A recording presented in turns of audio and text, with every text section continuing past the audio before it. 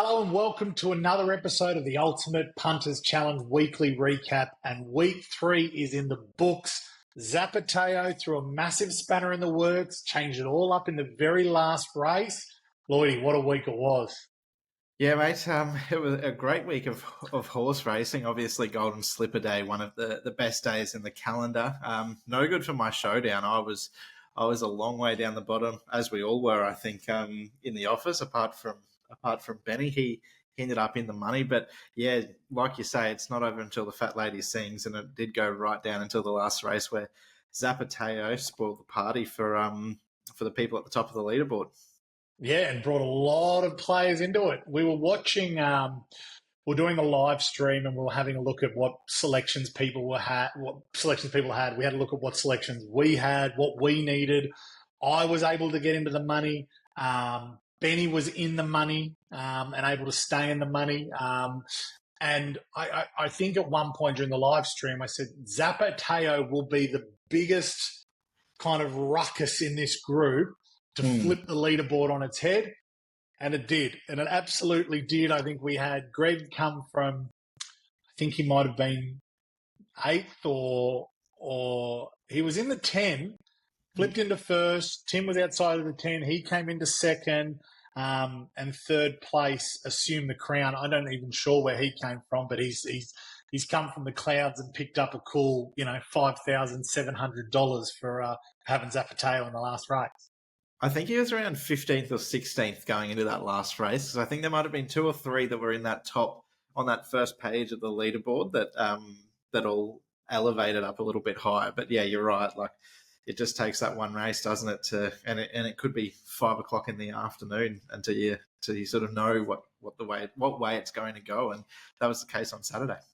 And it's always the case with UPC. The fact that that ticket is alive until that very last race. And I think we saw quite a lot of rebuys last week due to the promotion, and it really chopped and changed. It brought me back into the game. The rebuy is an absolute, like a literal game changer. So if you haven't got a rebuy or activated a rebuy before, after the showdown begins, once you activate the rebuy, you're allowed to change your back 6 as little or as much as you'd like. You want to change all 6 selections, go for it. You have up until that first race of the back 6, so the 7th race of the card starts before you can it locks in, and then those changes are done. So I think in the top 10 last week, we had 30% use rebuys. And very interestingly, I think 9 out of 10 had multiple tickets, and 6 out of 10 were quick picks. Yeah, I think the quick pick's a must, isn't it? Like, have to have a quick pick going as well. Yeah, and it's tough, especially if you're a bit of a form analyst. If you love doing your form and you go all right on the punt, because like, I know for me personally, I've got a few mates that have said, "Oh, the quick pick's it's a waste of my knowledge." Like, your talent. I can do all my own form and come up with the roughies, but like you say, your grandma that's never watched a horse race before could be at the top of the leaderboard with a quick pick, and it takes out all the work. Oh, you see it every year with Melbourne Cup. My wife's won more money on the Melbourne Cup than I ever will, because of names or colours or a jockey or something like that. And it's the same, like when I play lotto, I always do our numbers, the kids' birthdays and things like that, and then I'll fill out the rest as random numbers as a quick pick. And I think that's what we're finding most players are doing. They're doing their selections, they're doing their form, they're adding it in there, and there's that $150 ticket, but they're having a quick pick as well. And you know what? There might have been a bit of egg on the face of some of our analysts as well, because the quick pick seems to do better than the form. It seems that way. Maybe that's the way to go. If you don't want to necessarily do a quick pick, maybe think of it a bit more like a lotto or a keno, and just pick your favourite numbers as you go through and ignore the names. But that's the great thing about that is you just. So I on the weekend I did pick your own. I think I did 2 quick picks, and I had 2 rebuys. We were gifted 2 rebuys from UPC if you're a current customer. And one of the quick picks, I didn't use the rebuy because I thought, well, I need horses like this to lob for me to get in the money. The other quick pick, kind of like my bigger chances had gone in that front 6. So now I've got to kind of bring in those big price horses to see if we can nab one. It's interesting. A lot of people had Stir Davy, Kieran Mars trained 4 on the weekend. He seems to be a good trainer for you to watch if you are just trying to make up the numbers or do your pick your own, or you want to throw one into your quick pick. And a quick pick has won the UPC again. Greg is from far north Queensland. He has had, it's the first time entering the UPC Showdown. He put one quick pick on, and then he wasn't able to watch all the races because he had to attend a 50th in Brisbane at the Storybridge Hotel. So when we called him to say, hey, you've won, he said, oh, great. What was it? And we're like, well, you've won the whole thing. You've taken out, over $31,000 in cash. And from the words that kind of were filtered back through to the office, it's a bit of a life changer for him. It couldn't have come at a better time. And it's a real fantastic story. Again, to have the 3 different stories 3 weeks into the UPC Showdown is, phenomenal. So I'm really looking forward to the Easter Showdown, which will kick off tonight.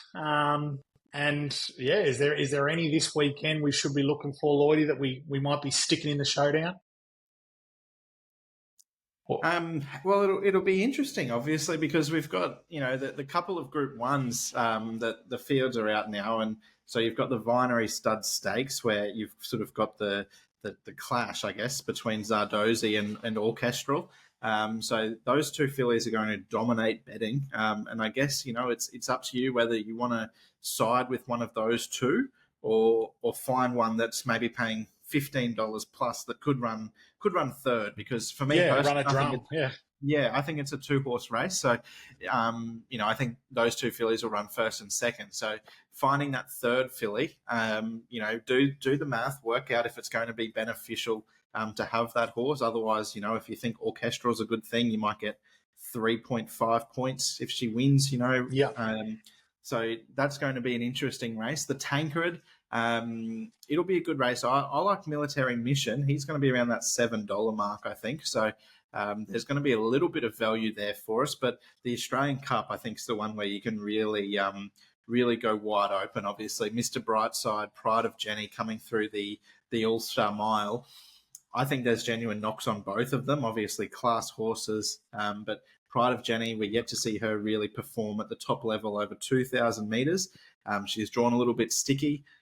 Mr. Brightside, he's drawn barrier 1, so he's going to get a better chance this time around. But 2,000 metres, I know he got beaten narrowly in a Cox Plate, premier 2,000 metre race in Australia, but he just had the cushy run that day. If Pride of Jenny does go forward, really stretches them out, he could be a query late. And then you've got Cascadian, who's last year's winner. So I think that's the race where maybe only 9 horses in it. So you're going to be around that mark, even if you're not winning that each way line. I think that's the race where you can find a little bit of value on Saturday. And watching that run where Cascadian and Brightside kind of came from the back, there was even I was thinking about that. I'm like, in 2 weeks' time, are you locking in Brightside, or are you, is Mr. Brightside going to do it again, or that run from Cascadian? And you're going to always get better odds, I think, when these 2 meet again. And look, what you mentioned a really good point, and I was kind of faced with that last week. I really liked Via Sistina last week, and I knew that probably if it wins, I'm probably looking at 5 points. Which is great. So in your pick your own, I had it.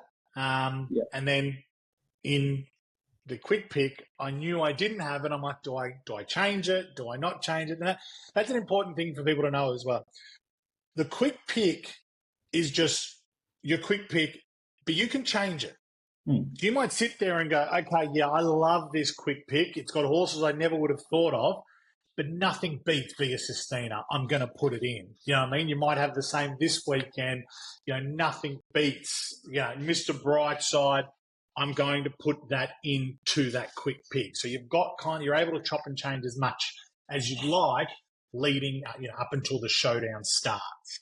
Yeah, that's right. Like you can, if you've got a few that you're really keen on, and say you might only be able to afford the $50 for one entry, and you want that quick pick. That's how I played it last week. I'd already had a few bets on horses that I liked in Brisbane, and we didn't get. We only got the one Brisbane race, so I thought rather than buying a few different entries, I'm just going to buy the one, make it a quick pick, and then I'm going to go through and change 3 or 4 that I think, if there's a few roughies that I like that aren't in there, or a few good things that I think can get added in as a lock. Yeah, exactly right. If I was to play one ticket, that's actually how I would play it too. I go quick pick, bring these horses that I would never kind of have in my selections, these bigger price horses in there, put a few that I like in there, and let it run. And I would more than likely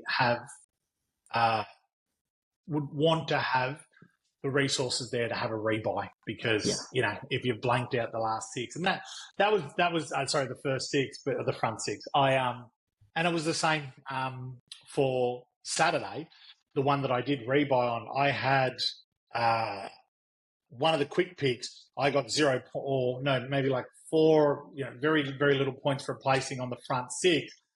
I didn't really need to change the back 6, because I knew that if one of these lob, I'm right in the points. But mate, I'm very excited for this weekend's racing. I don't think we'll be seeing any races up in Brisbane lobbing into the selections, unfortunately, Lloydie. Well, I tell you what, though, if they do manage to get to the races on Saturday at Doomben and get through the 10 races, and if I suppose the traders or the guys at UPC who decide on what races go in, if they want to be a little bit sneaky and put in a race or 2 at Brisbane, it could really open it up to a big roughie, because we know what can happen on heavy tracks sometimes. You might get a horse that hasn't won for 14 years and just is unbeaten on a heavy track, get onto the mud and just thrive. So maybe the mudlark enters the UPC showdown. That's right. Maybe we want 7 races at Doomben.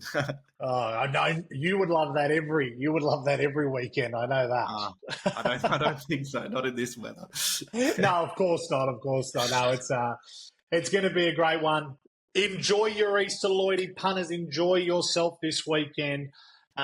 If you are going to enter the UPC showdown, make sure you click the link. It will be live as this goes to air.